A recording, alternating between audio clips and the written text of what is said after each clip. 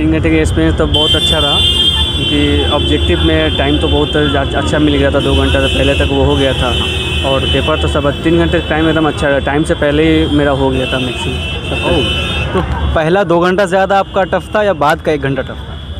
2 घंटा का ज़्यादा टफ ज़्यादा नहीं था, 1 घंटा वाला जो था ऐसे में थोड़ा सा था, बस 2 घंटे में ज़्यादा टफ नहीं था। टफ उसमें बस थोड़ा सा वो इकोनॉमिक्स वगैरह करने में थोड़ा सा वो टफ लगा, बाकी सब सही था। अच्छा, दोनों क्वेश्चन का साथ में दे दिया था, एक ही में था दोनों क्वेश्चन? नहीं, अलग अलग था। जैसे कि पहले MCQ का दिया था जो 2 घंटे में आपको करना है, सबमिट करने हैं। फिर उसके बाद 1 घंटे के लिए ऐसे दिया था कि ऐसे का आपको फिर करना है, तो वो 12 बजे तक टाइम था इसका, आपका MCQ सबमिट कर देना है। और 1 बजे का टाइम था उसका, 1 घंटे। मतलब MCQ सबमिट करने के बाद रिटर्न? हाँ, वो फिर ऐसे का कॉपी मिला। अच्छा, ऐसे का जो 4 टॉपिक था आपको कैसा लगा? 4 टॉपिक था वो सही लगा, बट करंट से रिलेटेड था। करंट में क्या चल रहा है वैसे उसके अकॉर्डिंग था, बट सही था, अच्छा गया। पेपर का जो लेवल था उसको अपग्रेड किया था कि सेम लेवल था?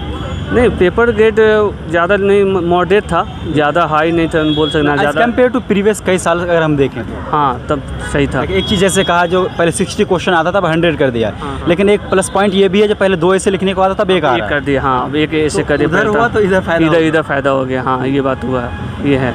प्रीवियस सर क्वेश्चन पेपर देखे थे आप RCA का? हाँ, RCA के देखे थे, बट RCA से प्रीवियस थोड़ा सा था, टफ था, बट उसके अकॉर्डिंग ये उससे मॉडरेट था, सही था दोनों। मगर कि आप बोल सकते हैं कि ज़्यादा हाई भी नहीं बोल सकते हैं ना, ज़्यादा उसको लो भी नहीं बोल सकते हैं कि क्वेश्चन था एकदम बीच में, तो सही था। बस उसमें थोड़ा इकोनॉमिक जो पार्ट मुझे जो लगा वो थोड़ा सा टफ लगा, और कुछ ज्योग्राफी का लगा बस। हिस्ट्री, मॉडर्न हिस्ट्री सही था, मॉडर्न से ज़्यादा क्वेश्चन आए थे, वो हिस्ट्री से सही क्वेश्चन थे। और इकोनॉमिक्स का क्वेश्चन क्या? इकोनॉमिक क्वेश्चन थोड़ा सा टफ था कुछ, मगर करंट के अकॉर्डिंग था, करंट में क्या चल रहा है उसके अकॉर्डिंग था, बस थोड़ा सा घुमाया हुआ था। और मैथ रीजनिंग का? मैथ रीजनिंग तो ईजी था, वो सही लगा। वो लोग बता रहे थे इस बार लेवल अप कर दिया। नहीं, लेवल अप किए, बट वो होगा कहीं जो ज़्यादा रीजनिंग का ज़्यादा प्रिपरेशन नहीं किए होंगे, वो नहीं किए, तो ऐसा लगा। बट अभी कुछ सही था, 2-3 क्वेश्चन बोल सकते हो उसमें कि हाँ थोड़ा सा घुमाया था, बट वैसा नहीं था। 2-4 तो होता है, वो तो होता है। आप RC का पेपर दे रहे हो तो वो तो होगा ही, लेवल। हाँ, लेवल तो मेंटेन करेगा ही वो। तो 100 में से कितना क्वेश्चन अटेम्प्ट किया आपने? मैंने तो 82 किया।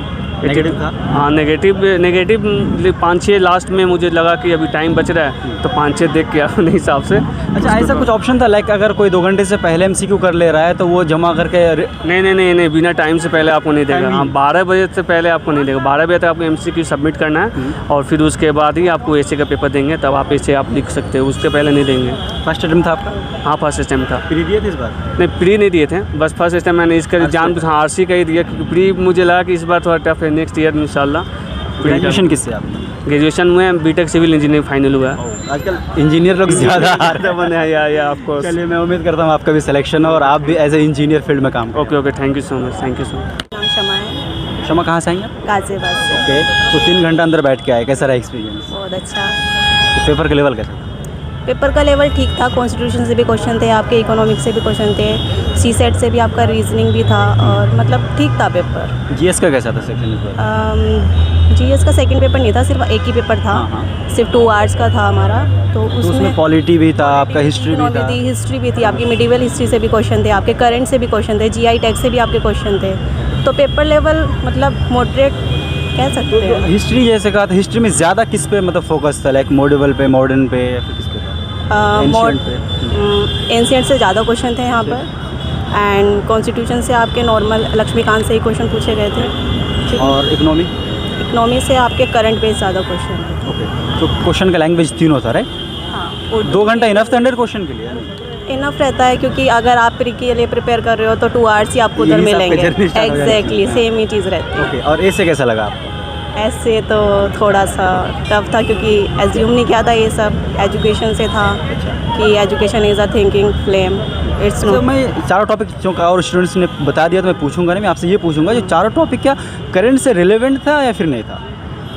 कुछ जो आपका फर्स्ट टॉपिक था इकोनॉमिक और पॉलिटिकल वाला, वो आपका करंट से रिलेवेंट आप कर सकते हो, उसमें आपकी थिंकिंग ही देखी जाती है कि आपकी क्या थिंकिंग है। एक ऐसे से सिर्फ आपका यही पता चलता है आप किस प्रोस्पेक्टिव से क्या चीज़ सोच सकते हो। ये मतलब एक चीज़ को आप कितने एंगल से, किस लेवल पर, कहाँ तक आप डाइवर्सिफाई कर सकते हो अपनी थिंकिंग, तो ये सारी चीज़ें हैं। ओके, तो आपका फर्स्ट अटेम्प्ट था? यस। प्री आपने दिया था इस बार क्या? यस। तो प्री का लेवल तो पूरा चेंज था इस बार, है ना? टोटली चेंज था। तो RCA का प्रीवियस पेपर देखा था आपने? देखा था। तो सेम था पैटर्न या कुछ अपग्रेड हुआ था? अभी तो इस बार चेंज हो गया है ना, लास्ट टाइम क्या था कि 60 क्वेश्चन होते थे, इस बार 100 क्वेश्चन कर दिया है। मैं पैटर्न की बात कर रहा हूँ, पैटर्न अपग्रेड किया या फिर नहीं? थोड़ा सा अपडेट है, थोड़ा सा अपडेट है, ज़्यादा नहीं बोल सकते। और ऐसे भी पहले शायद 2 आता था लिखने के ऐसे लिए, 2 आते थे, अभी इस बार 1 कर दिया है। तो इधर बढ़ाया तो इधर घटा दिए, एक तरफ माइनस है तो एक तरफ प्लस भी है ना? बस वही चीज़ है। ओके, सो जो अपकमिंग हमारे एस्पिरेंट्स है उसको कुछ सजेशन देना चाहेंगे? आपका जो 3 घंटे का एक्सपीरियंस रहा, आपने जो एक्सपीरियंस किया उसके हिसाब से। सजेशन यही है कि अगर आप नेक्स्ट ईयर के लिए अपना यूपीएससी के लिए भी कर रहे हो, यहाँ से भी कर रहे हो, तो concept clarity is very important. अगर आपको कॉन्सेप्ट क्लियरिटी नहीं है तो ऑप्शन आपके रहते हैं 1, 2। यहाँ पर थोड़ा था कि एलिमिनेशन मेथड था, तो आप यहाँ पर एलिमिनेशन मेथड यूज़ कर सकते हो, लेकिन यूपीएससी का जो इस बार का पैटर्न था तो वो तो बिल्कुल ही एलिमिनेशन मेथड को बिल्कुल हटा दिया गया है। तो यहाँ का जो लेवल था, अभी मेरे को लगा कि एलिमिनेशन से बहुत सारे क्वेश्चन हो गए थे अभी। तो यही है कि अपना एनसीईआरटी पर फोकस, और मतलब बेसिक आपके कॉन्सेप्ट बिल्कुल क्लियर होने चाहिए। अगर बेसिक कॉन्सेप्ट क्लियर होगा तो पेपर को क्रैक करने में बहुत ज़्यादा हेल्प मिलेगी। एग्जैक्टली, हाँ, क्योंकि थोड़ा सा ही माइन्यूट आपका कैच रहता है जो हमें पकड़ना होता है ऑप्शंस में, क्योंकि मोस्टली सेम ही रहते हैं। अगर वो छोटा सा कैच आपके कॉन्सेप्ट क्लियर नहीं है तो वो फिर आप ठीक नहीं कर पाओगे उस चीज़ को। चलिए, ऑल द बेस्ट, उम्मीद करता हूँ आपका selection. Thank you so much. Paper बहुत अच्छा था, बेसिकली काफ़ी इजी बना रखा था पेपर। और मतलब वही पुराने प्रीलिम्स के पैटर्न पे था। जैसे इस बार आपको पता है ना कि प्रीलिम्स का पैटर्न जो है वो चेंज हुआ था, पूरा चेंज हुआ है। जो ऑप्शंस थे वो 1 पेयर 2 पेयर वाले, लेकिन ये भी वो पुराने पैटर्न पर ही था पेपर। और काफ़ी इजीली ऑप्शंस एलिमिनेट हो रहे थे। कुछ जो एंशिएंट हिस्ट्री के कुछ बहुत थोड़े बहुत वेग क्वेश्चन है वो तो बनाने पड़ते ही हैं, उसमें कोई मसला नहीं है, वो तो होता ही है। बाकी पेपर बहुत अच्छा, बहुत बैलेंस। सी साइड में सिर्फ 20 मार्क्स की आई थी और 80 मार्क्स का आपका जीएस था।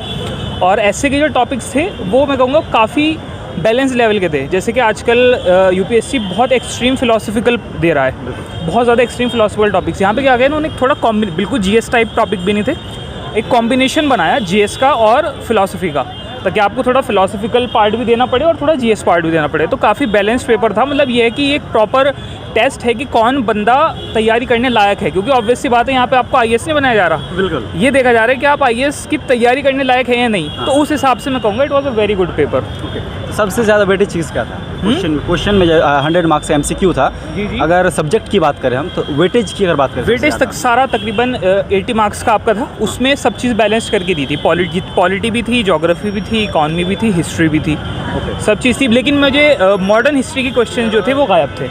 अच्छा, ये क्वेश्चन का लैंग्वेज इंग्लिश ही रहा होगा? जी नहीं, तीनों लैंग्वेज में था। इंग्लिश, हिंदी, उर्दू। ओके, आप जिसमें अटेम्प्ट करना चाहो, जिसमें अटेम्प्ट करना चाहें। ओके, जो ऐसे था, ऐसे का 4 टॉपिक आया हुआ था। जी। मुझे बताएंगे 4 टॉपिक क्या क्या था? देखिए, एक जो टॉपिक जो मैंने अटेम्प्ट करा है वो तो ये था कि the political and economic powers in the same hands is a sure recipe for tyranny. ठीक है।